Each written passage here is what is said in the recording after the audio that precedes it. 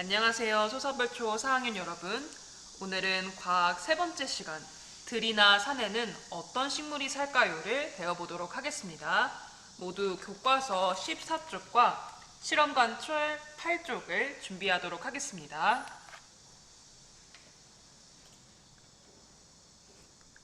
여러분들은 들이나 산에 가본 경험이 있나요? 들이나 산에서 무엇을 보았는지 한번 여러분들의 경험을 써보도록 하겠습니다. 교과서 14쪽 위에를 보겠습니다. 들이나 산에는 여러 가지 식물들이 삽니다. 들이나 산에서 사는 식물의 특징을 알아봅시다. 여러분들이 들이나 산에 갔을 때 본 경험이 있는 식물을 이곳에 써보도록 하겠습니다. 기억나는 만큼 최대한 많이 써보겠습니다. 영상을 잠시 멈추고 여러분들이 관찰해왔던 들이나 산에서 발견한 식물들을 써보도록 하겠습니다. 모두 써보았나요?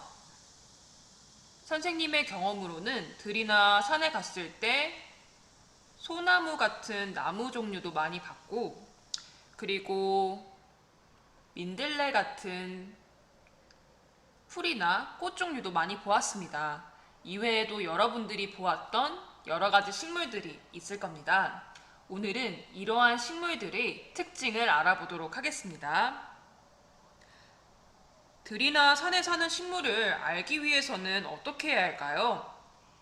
이 식물들을 조사를 해야겠죠? 조사를 하려면 우리는 직접 방문을 해서 우리가 직접 손으로 만져보면서 조사할 수도 있고, 아니면 식물 도감을 이용해서 들이나 산에 사는 식물을 조사할 수도 있겠죠. 그런데 저는 방문하기도 힘들고 식물 도감도 집에 없어요 라고 할 수 있기 때문에 우리는 이번 시간에 스마트 기기를 이용해서 검색을 해보도록 할 겁니다. 그러면 여러분 실험 관찰 8쪽을 피도록 하겠습니다. 1번, 들이나 산에 사는 식물을 조사하여 그 식물의 특징을 쓰고 풀과 나무로 분류해 봅시다 라고 써있네요. 여러분들은 먼저 교과서 14쪽에 있는 여러 가지 식물들을 보겠습니다. 선생님과 함께 그림으로 보도록 할게요. 먼저 왼쪽 아래에 있는 강아지풀 사진을 보겠습니다. 이것은 여러분들이 논이나 밭길을 걸을 때 많이 볼 수 있는 풀이죠. 강아지풀의 모습은 이러한 사진으로 알 수가 있습니다. 두 번째, 민들레의 모습을 보겠습니다. 노란 꽃과 이렇게 갈퀴 모양의 잎, 그리고 이렇게 흩날리는 이 씨앗이 보이는 게 민들레의 특징이죠. 그 다음으로는 토끼풀을 보겠습니다. 이름에 토끼라는 동물이 들어가는 특이한 이름의 풀이죠. 이번에는 지금까지 봤던 것 중에 가장 큰 크기가 있는 명아주라는 식물입니다. 독특하게 생긴 풀이라고 할 수 있겠네요. 이제는 15쪽에 있는 나무들을 보도록 하겠습니다. 지금까지 봤던 식물들은 모두 풀 종류로 작고 줄기가 얇은 특징이 있죠. 그런데 오른쪽에 15쪽에 있는 식물들, 즉 나무들은 크기나 모양이 많이 다른 걸 알 수가 있네요. 첫 번째 볼 나무는 떡갈나무입니다. 시골길에서 많이 볼 수 있는 나무이죠. 다음으로는 우리가 흔히 볼 수 있는 소나무를 관찰해 보겠습니다. 공원 등에 가면 이러한 소나무와 솔방울을 많이 볼 수가 있습니다.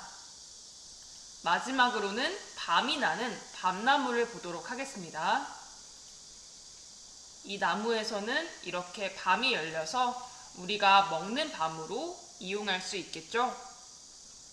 지금 총 7가지의 식물을 한번 알아보았는데요. 여러분은 이 7가지 식물 중에 내가 조사하고 싶은 식물을 4가지 정해서 이곳 1번의 식물 이름 칸에 쓰도록 하겠습니다. 예를 들어 나는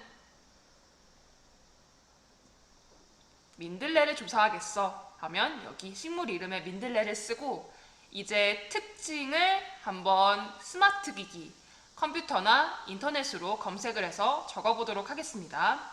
그 다음 이 민들레는 풀일지 아니면 나무일지 한번 분류한 결과를 써보도록 하겠습니다. 영상을 멈추고 4가지 식물을 정해서 인터넷에 검색 후 조사 결과와 풀인지 나무인지를 적어보도록 하겠습니다. 모두 적어보았나요?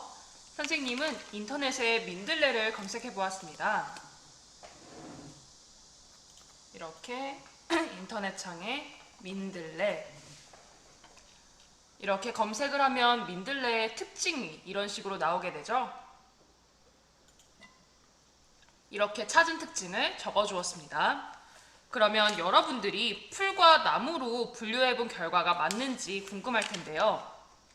선생님이 적은 식물들을 먼저 어떻게 분류했는지 결과를 말해주도록 하겠습니다. 먼저 민들레는 그렇죠, 풀이었습니다.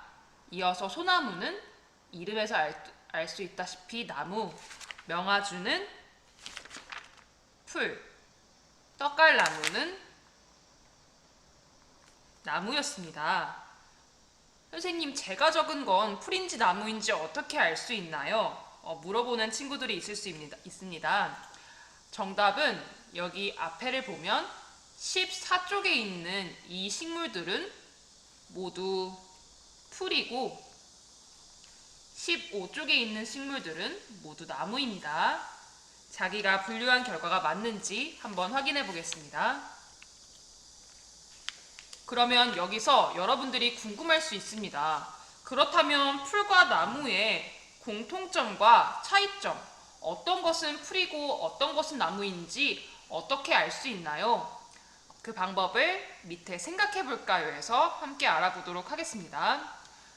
풀과 나무의 공통점과 차이점은 무엇일까요?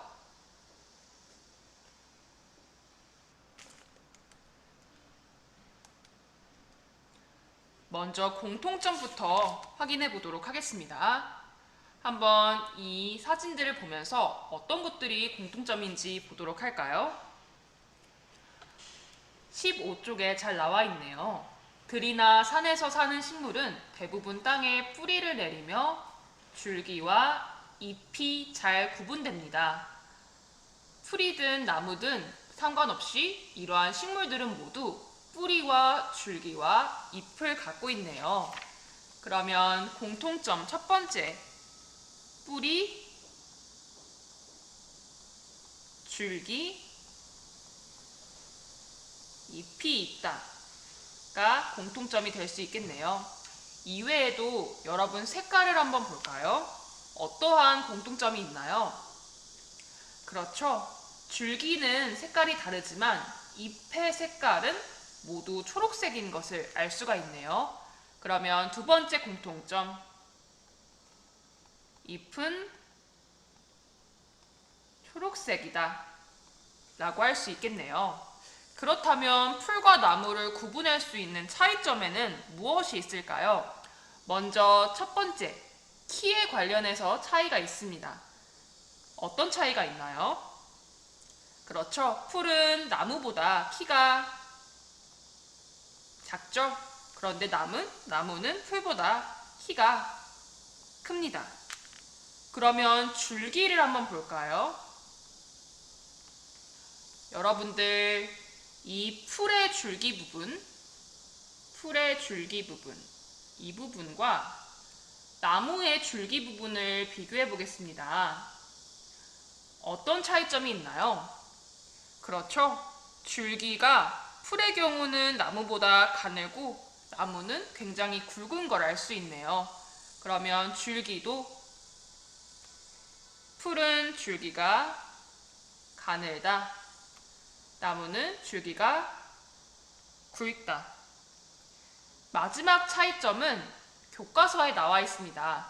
풀은 대부분 한 해살이 식물이지만 나무는 모두 여러 해살이 식물입니다. 라고 되어 있네요. 한 해살이와 여러 해살이는 1학기 때 배워서 잘 알고 있죠? 풀은 봄, 여름, 가을, 겨울 이렇게 1년을 보내면 대부분 죽게 되는데 나무는 봄, 여름, 가을, 겨울 1년을 살고도 그 다음에 계속 살 수 있는 여러 해살이라는 특징이 있죠.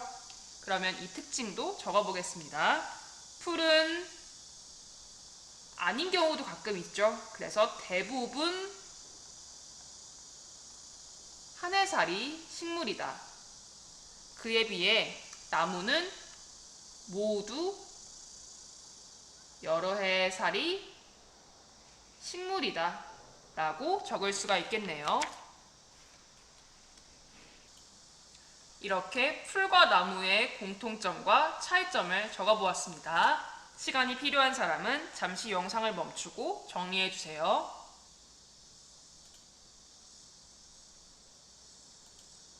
오늘은 이렇게 들에나 산에 어떤 식물이 사는지 특징과 풀과 나무의 차이점들을 알아보도록 했습니다. 이렇게 들이나 산에는 아주 많은 식물들이 살고 있고 종류에 따라 특징이 다르다는 것을 여러분들이 잘 이해하면 되겠습니다. 그러면 우리는 다음 과학 시간 영상으로 돌아오도록 하겠습니다. 다음 영상을 시청해주세요.